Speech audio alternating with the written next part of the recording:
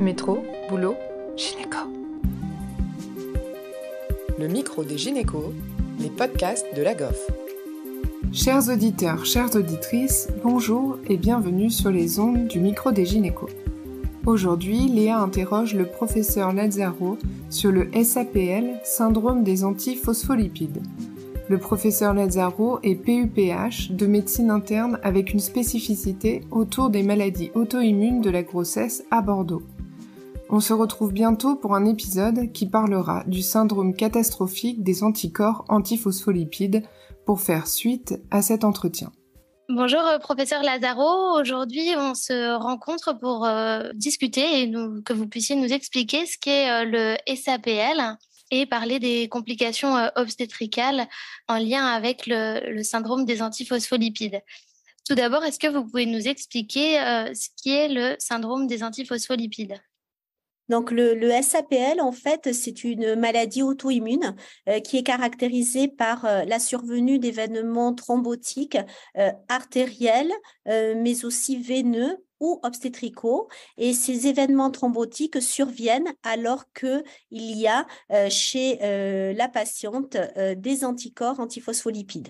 Alors, juste un point important à préciser, c'est qu'on a deux types de SAPL. Le SAPL primaire, c'est-à-dire que le patient n'a que l'événement thrombotique et les anticorps antiphospholipides. Et on a également le SAPL secondaire qui complique un peu la situation parce que c'est un SAPL qui survient chez quelqu'un qui a une maladie auto-immune et qui va venir rajouter un cortège de signes cliniques. D'accord. Et d'un point de vue obstétrical, quels sont les événements qui doivent nous faire penser à la recherche d'un SAPL ? Alors, d'un point de vue obstétrical, il y a bien évidemment les manifestations obstétricales qui sont en première ligne dans cette situation-là et qui doivent motiver cette recherche. Et en fait, ces manifestations obstétricales sont liées à des manifestations microthrombotiques placentaires, finalement, qui vont être à l'origine d'une insuffisance vasculo-placentaire, raison pour laquelle on va observer chez ces patientes un retard de croissance intra-utérin, une perte fœtale tardive, une prématurité, voire un tableau qui peut mimer un HELP syndrome en fait et qui sera finalement en lien avec des anticorps antiphospholipides, voire une mort fœtale in utero. Donc tous ces tableaux-là que vous connaissez avec la prééclampsie, je ne sais pas si je l'ai dit, mais en fait ce que vous connaissez bien mieux que nous internistes, qui sont toutes ces manifestations d'insuffisance vasculo-placentaire et qui vont motiver la recherche d'anticorps antiphospholipides. Donc ça c'est la complication obstétricale pure, mais bien évidemment il peut y avoir des complications qui surviennent pendant la grossesse chez la maman, puisque du fait de la présence d'anticorps antiphospholipides, cette patiente a un risque thrombotique qui est augmenté, d'autant plus qu'elle est enceinte en fait, et donc ça va être éventuellement une patiente qui pendant la grossesse va faire une complication veineuse, thrombotique ou une thrombose artérielle qui va légitimer la recherche de ces anticorps. Je reviens sur le point de vue obstétrical. Est-ce que devant tout antécédent de retard de croissance intra-utérin ou d'accouchement prématuré, ça doit être une recherche systématique ? Alors, pour ce qui est de la prématurité, on considère que la prématurité qui s'intègre dans le cas des anticorps antiphospholipides, c'est une prématurité qui survient avant 34 semaines d'aménorrhée et qui va s'associer à un retard de croissance intra-utérin. Ça, c'est un élément clé qui est important. Et donc, oui, chez une patiente qui a un RCIU significatif, ce RCIU doit motiver, au même titre qu'il va motiver tout un bilan étiologique, la recherche d'anticorps antiphospholipides. Pareil, ça fait partie du bilan des fausses couches à répétition, si je ne me trompe pas. Alors, c'est un très bon point. C'est un point qui est très discutable à l'heure actuelle, mais ça, c'est la grande nouveauté, puisque sur les critères du SAPL obstétrical, il y avait en fait antérieurement 3 critères bien identifiés qui étaient les fausses couches spontanées précoces, consécutives au nombre de 3. Le deuxième critère officiel, c'était la perte fœtale tardive avec le RCU, la prééclampsie et voire la mort fœtale in utero. Maintenant, les choses ont un petit peu évolué. Il y a de nouveaux critères qui vont arriver là, mais qui ne sont pas encore publiés, mais qui ont été déjà très largement communiqués, puisque finalement, les études les plus récentes ont montré que les patientes qui faisaient des fausses couches à répétition n'étaient pas des patientes chez qui il y avait retrouvé une prévalence augmentée des anticorps antiphospholipides. Et pour le coup, l'imputabilité des anticorps antiphospholipides dans la survenue de fausses couches en répétition est complètement remise en question à l'heure actuelle. Et donc, la fausse couche est actuellement un petit peu à la marge en termes de critères cliniques de SAPL obstétricale. A contrario, l'insuffisance vasculoplacentaire avec les lésions ischémiques placentaires, le RCU, la prééclampsie sont par contre des manifestations cliniques qui sont très fortement associées à la présence d'anticorps antiphospholipides. D'accord, c'est très intéressant. Et alors, est-ce que vous pouvez nous rappeler comment on fait le diagnostic d'un SAPL ? Alors, le diagnostic du SAPL doit associer 2 critères. Un premier critère qui est un critère clinique, c'est hyper important, et un critère biologique. Pourquoi je dis ça? Parce qu'on va être amené à avoir des patientes qui vont avoir des diagnostics de SAPL obstétrical, si on reste sur la thématique de la grossesse, qui sont des diagnostics qui sont faits par excès.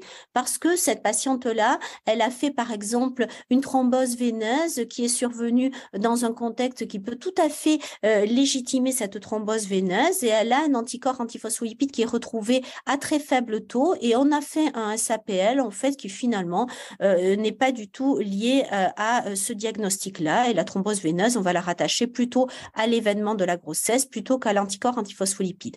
Donc il faut un événement clinique majeur, donc cette thrombose artérielle, cette thrombose veineuse qui sera bruyante avec ou éventuellement les manifestations obstétricales, et la présence d'anticorps antiphospholipides. Et les anticorps antiphospholipides, on les recherche en faisant 3 dosages, et ça c'est très important.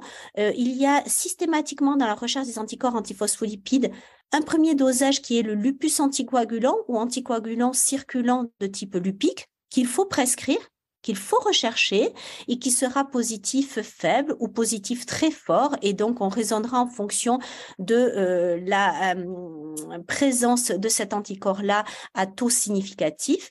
On va rechercher un deuxième anticorps qui est l'anticorps anticardiolipine, qui est un anticorps que l'on va doser en IgG et en IgM, et un troisième anticorps qui sera l'anticorps anti-bêta-2-GP1 et qui sera recherché également en IgG et en IgM. Ces 3 anticorps-là, il faut les rechercher lors du diagnostic éventuel de SAPL, et leur confirmation doit être faite 12 semaines plus tard, et ça c'est très important. Pourquoi? Parce qu'en fait, n'importe quel trigger infectieux, par exemple, peut positiver un anticorps antiphospholipide, et ce qui est anormal, c'est la persistance de ces anticorps 12 semaines plus tard. Donc, une patiente qui a un critère clinique qui pourrait s'intégrer dans le cadre d'un SAPL doit avoir un dosage de ces 3 anticorps-là, et c'est leur persistance à 12 semaines qui va permettre de poser le diagnostic de SAPL, et lorsqu'on les recontrôle 12 semaines plus tard, pour qu'il soit significatif, il faut que ce soit le même anticorps qui soit bien sûr retrouvé 12 semaines plus tard. Si on a le lupus anticoagulant qui est présent la première fois et que la deuxième fois le lupus anticoagulant disparaît mais l'anti-bêta-2-GP1 apparaît, on ne considère pas qu'il est confirmé et on ne retient pas la présence de ces anticorps antiphospholipides dans l'événement thrombotique. Donc, pour avoir la confirmation, on redose les 3 12 semaines après.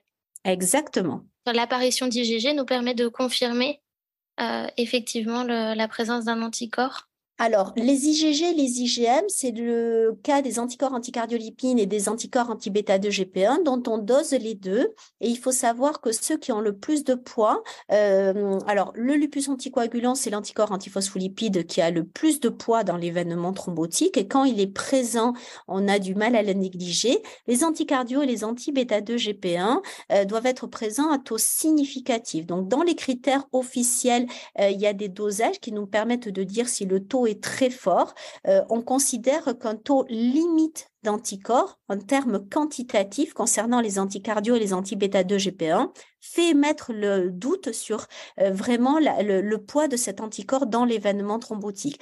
C'est la raison pour laquelle il faut quand même avoir un avis d'expert lorsqu'on pose le diagnostic de SAPL obstétrical, parce que dans beaucoup de situations, on a une situation clinique qui est un peu limite, une situation biologique qui est un peu limite avec, par exemple, un anti-bêta-2-GP1 qui est à peine positif en IgM. Alors, certes, il est confirmé 12 semaines plus tard et donc on va suspecter le SAPL, mais en fait, un anti-bêta-2-GP1 à faible taux de type IgM n'a absolument aucun poids dans l'événement thrombotique.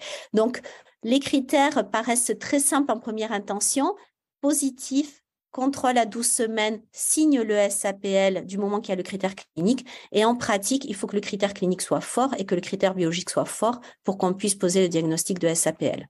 D'accord, donc ce qui veut dire que par exemple un antécédent de retard de croissance ou de prééclampsie avec qu'une seule fois un anticorps ne justifie pas l'introduction d'HBPM par exemple pendant la grossesse. Exactement. Et ça, c'est un point important et ça évite des prescriptions par excès qui sont souvent faites dans ce genre de situation. D'accord.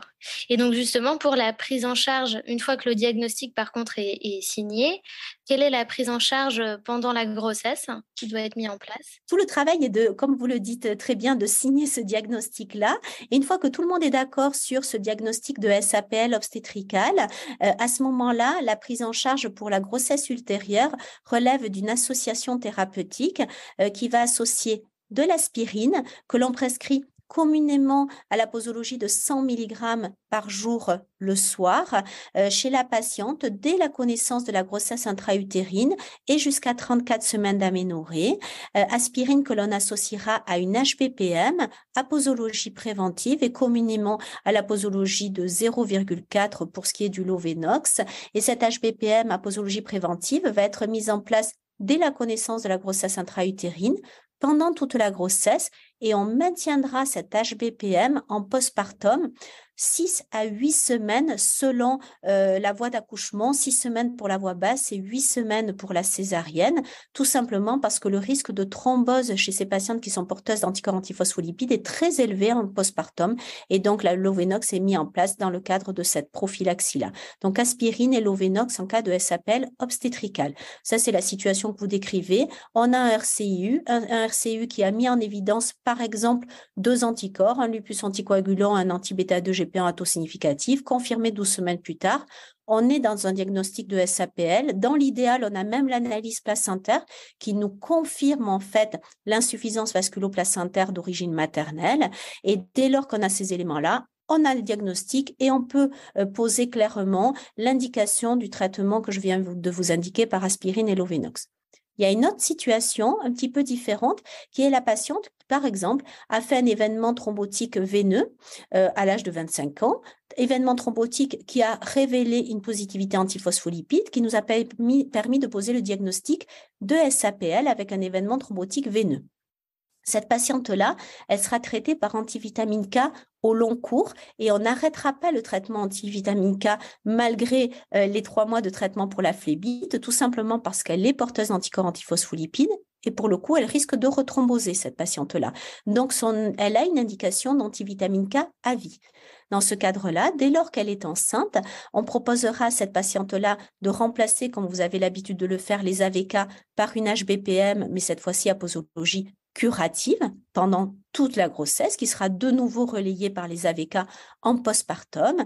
Et on rajoutera à cette patiente-là pendant la grossesse de l'aspirine du fait du risque d'insuffisance vasculo-placentaire auquel elle est exposée du fait de la présence de ces antiphospholipides. Et donc, on fera, comme on l'a signalé tout à l'heure, de l'aspirine dès le début de la grossesse jusqu'à 34 semaines en association à l'HBPM en curatif qu'on maintiendra en postpartum et qu'on maintiendra au long cours ensuite avec un relais AVK de nouveau. Alors moi, j'ai plusieurs questions. Tout d'abord, pourquoi l'aspirine, on l'arrête à 34 semaines et on ne va pas jusqu'à 35, 36, voire le terme ? Oui, alors ça, c'est une question et un débat. Et il n'y a absolument rien d'acté. Et moi, je vous propose 34 semaines parce que c'est ce qu'on a, nous, l'habitude de faire à Bordeaux. On n'a aucune littérature avec un niveau de preuve suffisant qui nous permette de dire que 34, c'est mieux que 35, c'est mieux que 36. Si on arrête l'aspirine, c'est que elle est mise en prévention de l'insuffisance vasculo-placentaire et qu'on considère qu'à ce terme-là, elle a plus grand intérêt et on l'arrête parce qu'elle facilite les modalités de l'accouchement. Donc, c'est pour cette raison, mais c'est très empirique. Et en effet, il y a des équipes obstétricales qui ont l'habitude de le prolonger un petit peu plus. Il n'y a pas de contre-indication à cela. D'accord. Et pour le Lovenox préventif, oui. Je sais qu'il y a certaines équipes qui font du préventif adapté au poids. Oui. Qu'est-ce que vous en pensez ? Les données que l'on a, en fait, nous montrent que le Lovenox en préventif non adapté au poids est parfaitement légitime dans la prévention des événements thrombotiques et suffit largement chez ces patientes-là. Se pose la problématique des patientes qui sont en surpoids avec des BMI très élevés et chez lesquelles on sera éventuellement amené à modifier la posologie et à l'augmenter du fait de ce surpoids-là. Mais dans les autres situations, le Lovenox en préventif à 0,4 a démontré tout son intérêt dans la prévention des événements thromboemboliques chez ces patientes. Donc, à partir d'un IMC supérieur à 25, on peut l'adapter au poids. En général, nous, on propose, alors on se base sur les données, notamment des données de l'étude ILO, en fait, mais on a tendance à se projeter sur des BMI supérieurs à 30 pour réadapter la posologie de Lovenox. D'accord. Merci. Et donc là, c'est pendant la grossesse. Et en dehors de la grossesse, quelle est la prise en charge de ces patientes? Est-ce qu'il y a des recherches d'autres maladies immunitaires? Et puis, sur l'anticoagulation, comment ça se passe? En effet, alors il y a 2 points importants chez ces patientes-là, chez qui on va découvrir par exemple cette problématique pendant la grossesse. La première problématique, c'est de se dire, est-ce qu'il faut que je maintienne un traitement au long cours chez ces patientes-là? Je vous ai dit qu'il y avait les patientes qui avaient un antécédent de SAPL thrombotique qui étaient sous AVK au long cours. La question ne se pose plus après l'accouchement. On reprend le traitement par antivitamine K. Par contre, on a la problématique des patientes qui ont une positivité antiphospholipide qui a été révélée par exemple, un retard de croissance intra-utérin et chez lesquels peut se discuter après l'accouchement, la mise en place d'un traitement au long cours par aspirine, tout simplement du fait du risque thrombotique inhérent à la présence d'antiphospholipides chez ces patientes, même si elles n'ont jamais fait antérieurement d'événements thrombotiques veineux ou artériels. Alors ça, c'est pondéré en fonction du profil anticorps antiphospholipides. Je vous ai dit que les antiphospholipides, ils avaient un poids thrombotique qui était différent, avec un risque très fort chez les patientes qui ont un lupus anticoagulant ou un risque très fort chez les patientes qui sont triple positif, c'est-à-dire qu'elles ont à la fois le lupus anticoagulant, les anti-bêta-2-GP1 et les anticardiolipines qui sont positifs. Dès lors que les 3 antiphospholipides sont positifs ou qu'au moins on a un lupus anticoagulant très positif chez la patiente qui a présenté un événement obstétrical avec un diagnostic de SAPL obstétrical, les données. Alors, ce ne sont pas des études randomisées contrôlées, en fait, mais on a pas mal de données, en fait, de registres qui plaident en faveur de la mise en place d'un traitement par anti-agrégant plaquettaire au long cours chez ces patientes dès lors qu'elles ont une forte positivité antiphospholipide et qu'elles ont eu un événement obstétrical. Donc, c'est les patientes à qui on peut proposer de l'aspirine au long cours.